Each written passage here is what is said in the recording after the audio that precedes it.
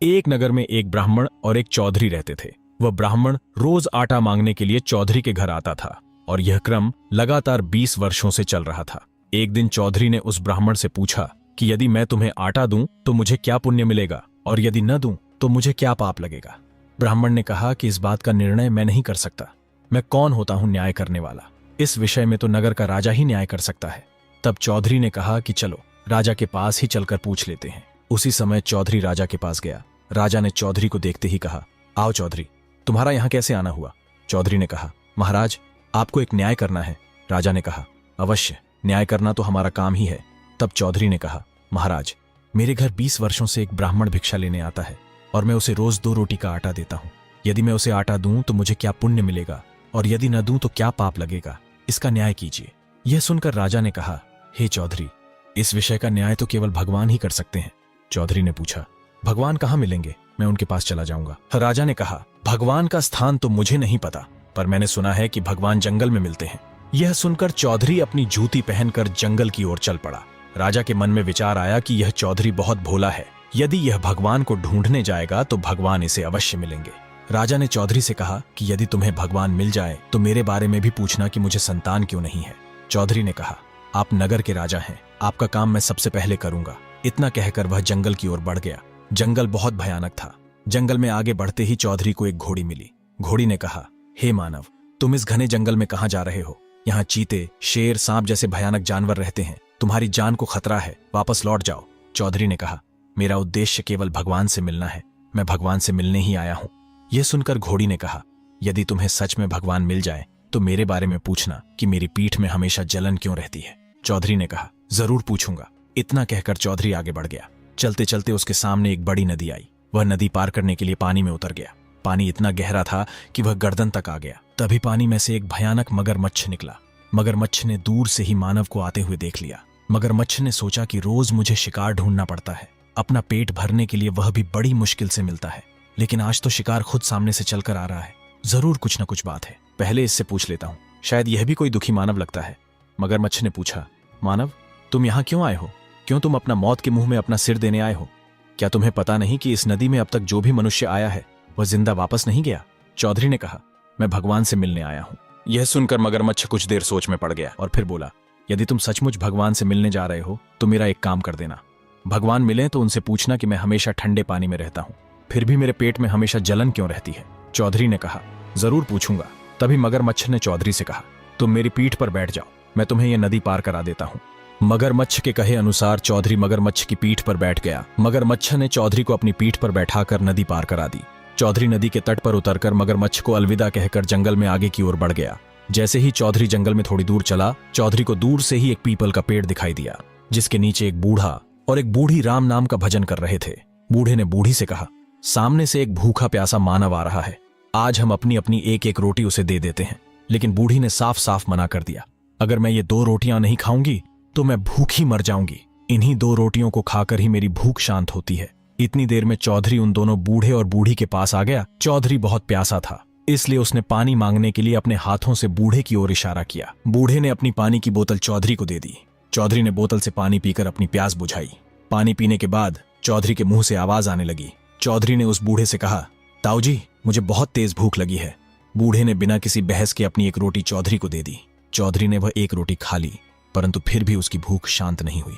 उसने बूढ़े के हाथ में बची हुई रोटी की ओर देखा और कहा, ताऊ जी, अभी मेरी भूख शांत नहीं हुई है, मुझे एक रोटी और चाहिए।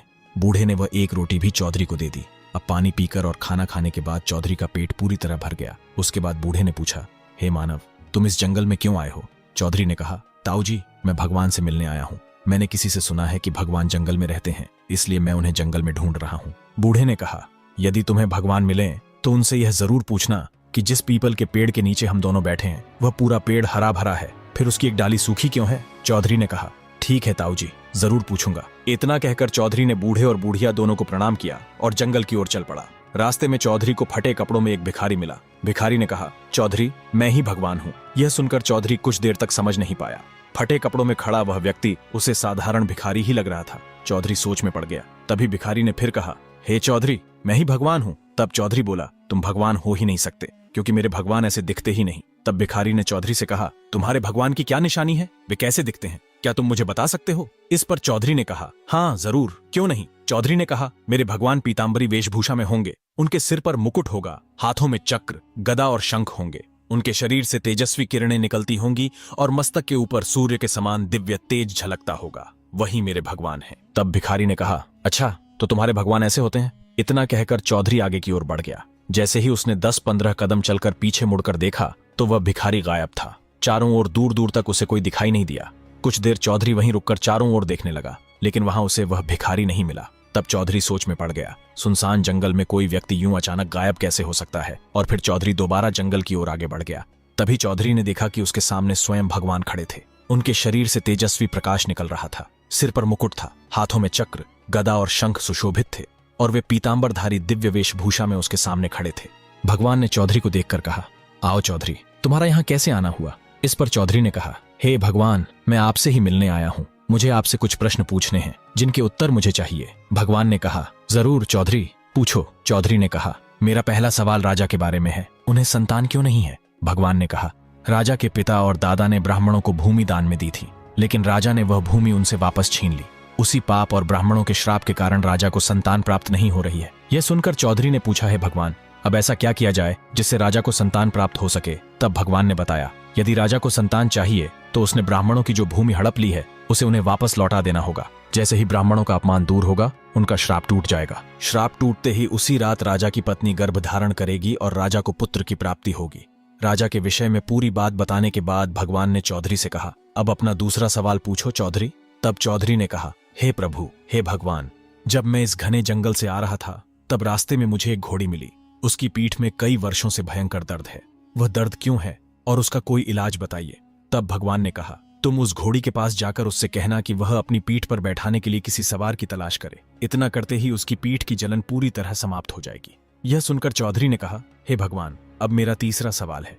जब मैं उस जंगल से आ रहा था तो बीच में मुझे एक नदी मिली। उस नदी में एक बहुत बड़ा और खतरनाक मगरमच्छ रहता है। वह कई वर्षों से ठंडे पानी में रहता है, फिर भी उसके पेट में भयंकर जलन रहती है।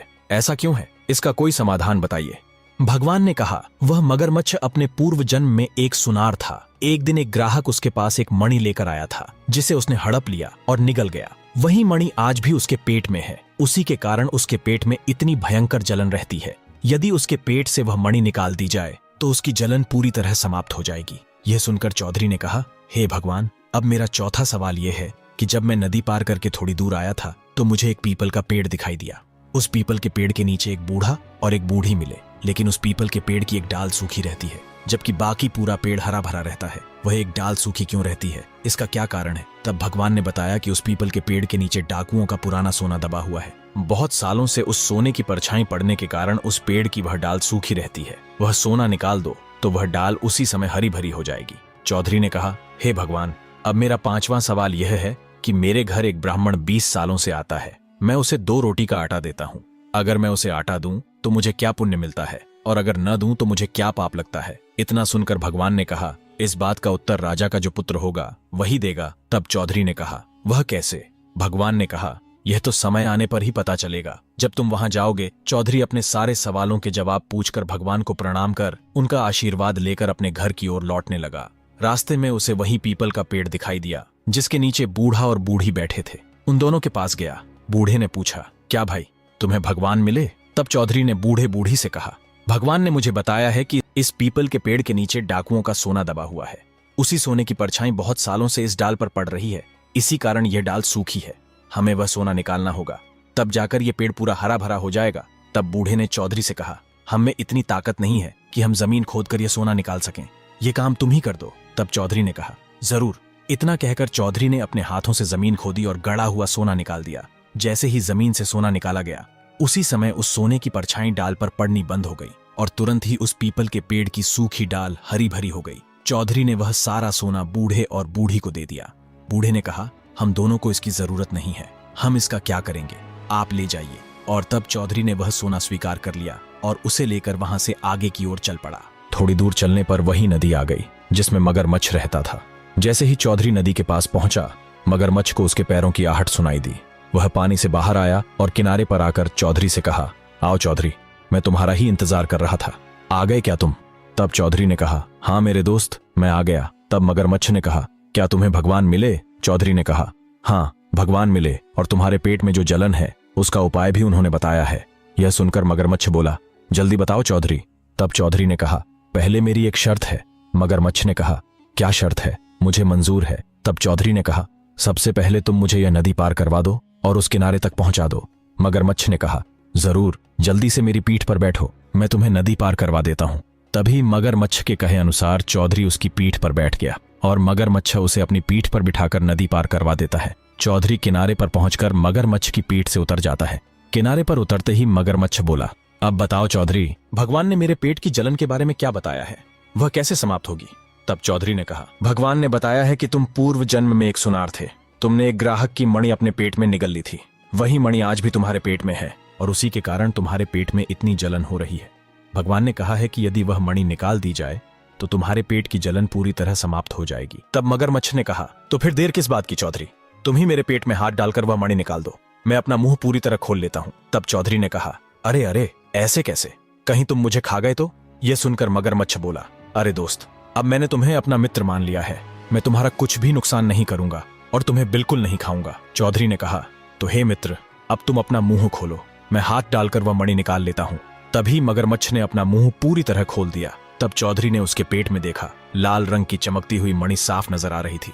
उसने हाथ डालकर वह मणि निकाल ली। जैसे ही चौधरी ने वह मणि बाहर निकाली, निकालते ही मगरमच्छ का पेट पूरी तरह ठंडा पड़ गया। मगरमच्छ ने कहा, सच में दोस्त, भगवान ने सही कहा था। ये मणि निकलते ही मेरा पेट एकदम ठंडा हो गया है। अब मुझे बिल्कुल भी जलन नहीं हो रही। चौधरी ने मणि अपने हाथ में ली हुई थी और मगरमच्छ से कहा, यह लो मित्र, यह तुम्हारी मणि। तब मगरमच्छ ने कहा, मैं इस मणि का क्या करूंगा? इसी ने तो मुझे इतने सालों से पीड़ा दे रखी थी। अब तुम ही इस मणि को ले जाओ और संभाल कर रखना। तब चौधरी ने मगरमच्छ से कहा, ठीक है दोस्त, अब मैं चलता हूँ, मुझे घर जाने में देर हो रही है। इतना कहकर चौधरी जंगल में आगे की ओर बढ़ गया। जैसे ही चौधरी थोड़ी दूर चला, जंगल में उसे वही घोड़ी मिली। घोड़ी ने कहा, आओ चौधरी, मैं तुम्हारा ही इंतजार कर रही थी। क्या तुम्हें भगवान मिले? तब चौधरी ने कहा, हाँ, मुझे भगवान मिले और तुम्हारी पीठ की जो जलन है उसका उपाय बताया है। यह सुनकर घोड़ी ने कहा, चौधरी जल्दी बताओ, मुझसे इंतजार नहीं हो रहा। मैं चाहती हूँ कि इस पीड़ा से मुझे जल्दी से छुटकारा मिले। चौधरी ने कहा, भगवान ने मुझे बताया है कि तुम्हारी पीठ में जो जलन है उसका सिर्फ एक ही उपाय है। तुम्हें एक घुड़सवार की तलाश करनी होगी। जैसे ही घुड़सवार तुम्हारी पीठ पर बैठेगा, उसी समय तुम्हारा यह जलन पूरी तरह समाप्त हो जाएगी। तब घोड़ी ने कहा, घुड़सवार तो कब मिलेगा? तुम ही ये काम कर दो, मैं तुम्हारा एहसान कभी नहीं भूलूंगी। तुम ही मेरी पीठ पर बैठ जाओ। तब चौधरी ने कहा, क्यों नहीं, जरूर। इतना कहकर चौधरी घोड़ी के ऊपर सवार हो गया। जैसे ही वह घोड़ी पर सवार हुआ, घोड़ी का दर्द पूरी तरह गायब हो गया। घोड़ी ने खुशी से कहा, धन्यवाद चौधरी, भगवान ने सच ही कहा था। जैसे ही तुम मेरी पीठ पर सवार हुए, मेरा सारा दर्द गायब हो गया। अब मैं बिल्कुल स्वस्थ हूँ, मुझे न तो जलन हो रही है और न ही कोई पीड़ा। चौधरी मुस्कुराते हुए बोला, यह तो बहुत अच्छी बात है। तभी चौधरी ने सोचा, अब तो घर समय पर नहीं पहुंच पाऊंगा, काफी रात हो चुकी है। इस जंगल में जंगली जानवर भी घूम रहे होंगे, शेर, चीते, अगर उन्होंने मुझ पर हमला कर दिया तो? यह सोचकर चौधरी घबरा गया। चौधरी ने घोड़ी से कहा, सुनो, क्या आज की रात मैं तुम्हारे साथ ही रुक सकता हूँ? अगर तुम अनुमति दो तो मैं तुम्हारे साथ ही रुक जाऊं, सुबह होते ही वापस रवाना हो जाऊंगा। घोड़ी बोली, क्यों नहीं चौधरी, जरूर, तुम मेरे साथ चलो, पास ही मेरा तबेला है, वहीं सुरक्षित जगह पर हम आराम से रात बिता लेंगे। चौधरी ने राहत की सांस ली और कहा, चलो। तबेले में पहुंचकर चौधरी आराम करने लगा। थकान इतनी थी कि देखते ही देखते उसकी आंख लग गई और वह गहरी नींद में सो गया। नींद में उसे फिर वही भगवान स्वप्न में दिखाई दिए। भगवान बोले, हे चौधरी, ध्यान से सुनो, आने वाले समय में राजा के जो पुत्र का जन्म होगा वह बच्चा रोएगा नहीं, उसका बाल स्वर साथ नहीं देगा और हर कोई बच्चे को रुलाने का उपाय करेगा। महल के सभी लोग घबरा जाएंगे। दासियां हाथों में अलग अलग जड़ी बूटियां, धूप दिया, कपूर, नीम की पत्तियां, गंगा जल, कच्ची हल्दी वगैरह लेकर इधर उधर भागती हुई नजर आएंगी। कोई बच्चे के पास धुआं करती, कोई ताबीज बांधती, कोई मंत्र पढ़ती, लेकिन बच्चा फिर भी बिल्कुल चुपचाप पड़ा रहेगा, न रोएगा न हिलेगा, बस लेटा रहेगा, आंखें बंद किए हुए। कोई भी बच्चे को रुलाने में सफल नहीं होगा। भगवान ने आगे कहा, तभी तुम राजा के महल में जाना और राजा से कहना, राजा जी, ये कैसी अफरा तफरी है, दासियां इधर उधर क्यों भाग रही हैं? तब राजा कहेगा, चौधरी, रानी ने पुत्र को जन्म दिया है पर बच्चा रो नहीं रहा। जब तक बच्चा रोएगा नहीं तब तक बच्चे को खतरा है। फिर भगवान बोले, तुम राजा से कहना, महाराज, बच्चे को रुलाने का झाड़ा मुझे आता है, मैं झाड़ा लगाऊंगा तो बच्चा रो पड़ेगा। तब राजा तुमको कहेगा, जरूर, क्यों नहीं, ये काम तो तुम पहले करो। तब तुम राजा से कहना कि जब तुम उस बच्चे के पास जाओ तो कमरे में कोई भी मौजूद नहीं होना चाहिए, न कोई दासी, न कोई पहरेदार और न ही आप और रानी, कोई तुम्हें देखे भी नहीं। और अकेले कमरे में जाकर उस बालक से वही ब्राह्मण वाला सवाल पूछना, वही 2 रोटी का आटे वाला प्रश्न। वह बालक तुम्हारे सवाल का जवाब दे देगा। चौधरी इतनी गहरी नींद में था कि उसे पता ही नहीं चला कब रात बीत गई और कब सुबह हो गई। जैसे ही चौधरी की आंख खुली, उसने देखा कि चारों ओर उजाला फैल चुका है और सूरज निकल आया है। तभी वह घोड़ी से बोला, सुनो, अब मैं घर की ओर रवाना हो रहा हूँ, मुझे देर हो रही है और मुझे राजा के सवाल का जवाब भी देना है। यह सुनते ही घोड़ी बोली, तो आओ, मेरी पीठ पर बैठ जाओ, मैं तुम्हें तुम्हारे घर तक छोड़ देती हूँ। चौधरी ने कहा, हाँ क्यों नहीं। इतना कहकर चौधरी घोड़ी की पीठ पर बैठ गया और घोड़ी जंगल की ओर दौड़ पड़ी। और रास्ते में चौधरी ने घोड़ी से कहा, सुनो, घर चलने से पहले राजा के सवाल का जवाब दे देते हैं, सीधा राजा के महल की ओर चलो। घोड़ी बोली, हाँ जरूर। फिर घोड़ी तेजी से दौड़ती हुई राजा के महल की ओर पहुंच गई। महल के पास पहुंचते ही चौधरी घोड़ी से उतर गया और घोड़ी से बोला, ठहरो, मैं अभी आता हूं, पहले राजा को उनके सवाल का जवाब देकर आता हूं। घोड़ी ने शांत स्वर में कहा, ठीक है, मैं यहीं इंतजार कर रही हूं। इतना कहकर चौधरी महल की ओर बढ़ गया और सीधा राजा के दरबार में प्रवेश कर गया। राजा दरबार में सिंहासन पर विराजमान थे। चौधरी को देखते ही राजा बोले, आओ चौधरी, क्या तुम्हें भगवान मिले? क्या उन्होंने मेरे सवाल का जवाब दिया कि मेरे पुत्र की प्राप्ति क्यों नहीं हो रही? चौधरी ने सम्मान से सिर झुकाकर कहा, हाँ महाराज, मुझे भगवान मिल गए और उन्होंने आपके सवाल का जवाब भी दे दिया है कि आपको पुत्र प्राप्ति क्यों नहीं हो रही। राजा व्याकुल होकर बोले, चौधरी जल्दी बताओ, भगवान ने क्या कहा? मेरे पुत्र न होने का रहस्य क्या है? चौधरी ने कहा, महाराज, भगवान ने बताया है कि आपके पूर्वजों, आपके दादा परदादा ने ब्राह्मणों को दान में भूमि दी थी, लेकिन आपने वही भूमि उनसे वापस छीन ली। उसी अन्याय के कारण ब्राह्मणों का श्राप आप पर लगा है और उसी श्राप के कारण आपको पुत्र प्राप्ति नहीं हो रही। फिर चौधरी आगे बोला, यदि आप वह भूमि फिर से उनके नाम करवा दें या पुनः उन्हें दान में लौटा दें तो उसी दिन से आपकी रानी गर्भ धारण कर लेगी। तब राजा ने गुस्से में पूछा, अगर मैं ब्राह्मणों को भूमि दान में दे दूं और फिर भी मुझे पुत्र न हुआ तो फिर क्या? इस पर चौधरी ने निडर होकर कहा, महाराज, यदि ऐसा हुआ तो आप मुझे फांसी की सजा सुना देना। अगले 9 महीने तक आपके दरबार में गुलामी करूंगा, आप जो कहेंगे वही करूंगा, कोई शिकायत नहीं होगी। उसके बाद उसी दिन राजा महल की सबसे ऊपरी छत पर पहुंचे और ऊंची आवाज में घोषणा कर दी। राजा ने कहा, सुनो, जिन ब्राह्मणों की भूमि मेरे पूर्वजों ने दान में दी थी और जिसे मैंने उनसे वापस छीन लिया था, मैं आज उसी भूमि को वापस लौटा रहा हूँ। जो भूमि तुम लोगों की थी उस पर फिर से अपना अधिकार कर लो। आज से वह भूमि पुनः तुम्हारी है। राजा की यह घोषणा सुनकर पूरा राज्य हिल उठा और आश्चर्य की तो यह बात थी कि उसी रात रानी के गर्भ धारण हो गया। गर्भ धारण होते ही राजा की खुशी का ठिकाना नहीं रहा। उसके बाद चौधरी पूरे 9 महीने तक राजा के दरबार में ही रहा। खाना पीना, रहना सहना सब कुछ उसने वहीं करना शुरू कर दिया। वह हर दिन दरबार की सेवाएं करता रहा और अपनी प्रतिज्ञा निभाता रहा। धीरे धीरे समय बीत गया और पूरे 9 महीने गुजर गए। तब रानी ने पुत्र को जन्म दिया, लेकिन पुत्र का बाल स्वर बिल्कुल साथ नहीं दिया। वह न रो रहा था, न आवाज कर रहा था, बस चुपचाप पालने में सो रहा था, आंखें बंद किए हुए। उसी समय चौधरी राज्य के बाजार में कुछ सामान लेने गया हुआ था। जैसे ही वह महल के अंदर आया, उसने देखा कि महल की दासियां और रानी सब इधर उधर भाग रही हैं और पूरे महल में घबराहट फैली हुई थी। कोई बच्चे के पास धुआं कर रही थी, कोई ताबीज बांध रही थी, कोई मंत्र पढ़ रही थी, लेकिन बच्चा फिर भी बिल्कुल चुप पड़ा था। तभी चौधरी तेजी से भागता हुआ राजा के पास पहुंचा। राजा सिंहासन पर बैठे गहरी चिंता में डूबे हुए थे। वह उसी सोच में उलझे थे कि आखिर बालक रो क्यों नहीं रहा है। तभी चौधरी ने कहा, राजा जी, क्या हुआ? आप इतने चिंतित क्यों दिखाई दे रहे हैं? मैंने आपके चेहरे पर पहले कभी ऐसी चिंता नहीं देखी। राजा ने दुखी मन से जवाब दिया, चौधरी, मैं बहुत परेशान हूँ। चौधरी, तुमने कहा था कि रानी 9 महीने बाद पुत्र को जन्म देगी। देखो, रानी ने सच में पुत्र को जन्म दे दिया है, लेकिन समस्या यह है कि बच्चा रो ही नहीं रहा, उसकी आवाज बाहर नहीं आ रही, वह कोई स्वर नहीं दे रहा। जब तक बच्चा रोएगा नहीं, उसकी जान को खतरा बना हुआ है। बस यही बात मुझे सबसे ज्यादा चिंता में डाल रही है। तब चौधरी सोच में पड़ गया। उसे भगवान की वह बात याद आई जो उन्होंने स्वप्न में कही थी, जब समय आए तुम राजा से कहना कि मैं बालक को रुलाने का उपाय करूंगा और वही बालक तुम्हारे सवाल का जवाब देगा। यह याद आते ही चौधरी ने राजा से कहा, महाराज, बस इतनी सी बात है। बालक को तो मैं एक पल में रुला सकता हूँ। मुझे बच्चों को रुलाने का झाड़ा आता है। जैसे ही मैं झाड़ा डालूंगा, बच्चा रोने लगेगा। राजा बोले, सच चौधरी, तुम तो ये काम पहले करो। तब चौधरी मुस्कुराकर बोला, महाराज, ये काम तो मैं कर दूंगा, लेकिन मेरी एक शर्त है और वह शर्त आपको माननी पड़ेगी। तब राजा ने चौधरी से कहा, जरूर चौधरी, मेरे बालक की जान से बड़ी कोई शर्त नहीं है। तुम जो शर्त रखोगे वह मुझे मंजूर है। चौधरी ने अपनी शर्त रखते हुए कहा, महाराज, जब मैं बच्चे के पास जाऊं तो उस कमरे में कोई भी मौजूद नहीं होना चाहिए, न कोई दासी, न कोई पहरेदार और न ही आप और रानी। चौधरी ने आगे कहा, सिर्फ मैं ही बच्चे के पास जाऊंगा और उसे झाड़ा लगाऊंगा। कोई भी अंदर आने की कोशिश नहीं करेगा और न ही कोई मुझे कहीं से देखने का प्रयास करेगा, वरना उसका परिणाम अच्छा नहीं होगा। तब राजा ने कहा, चौधरी, मुझे तुम्हारी यह शर्त मंजूर है। तब राजा ने अपने एक सेनापति को बुलाया और कहा, मेरे पुत्र वाले कक्ष में जितनी भी रानियां और दासियां हैं, सबको बाहर निकाल दो और कह देना कि यह राजा का आदेश है। यह सुनते ही सेनापति तेजी से भगाता हुआ उस कक्ष में पहुंचा जहां बालक था। वह ऊंची आवाज में बोला, सब लोग तुरंत बाहर आ जाएं। यह महाराज का आदेश है। राजा का आदेश सुनते ही सभी रानियां और दासियां घबराकर बाहर आ गईं और कक्ष में बच्चे को अकेला छोड़ दिया गया। उसके बाद चौधरी ने राजा से कहा, ठीक है महाराज, अब मैं बच्चे को झाड़ा लगाने जा रहा हूँ। यह कहकर चौधरी बालक के कक्ष में चला गया। अंदर पहुंचते ही उसने दरवाजा बंद किया और बच्चे के पास जाकर बैठ गया। फिर उसने बच्चे से कहा, अरे बालक, मुझे भगवान ने भेजा है, मेरी बात का उत्तर दो। मेरे घर पर भी कई सालों से एक ब्राह्मण आता है। मैं उसे रोज 2 रोटी का आटा देता हूँ। अगर मैं उसे देता रहूं तो मुझे क्या पुण्य मिलेगा, और अगर मैं देना बंद कर दूं तो मुझे क्या पाप लगेगा।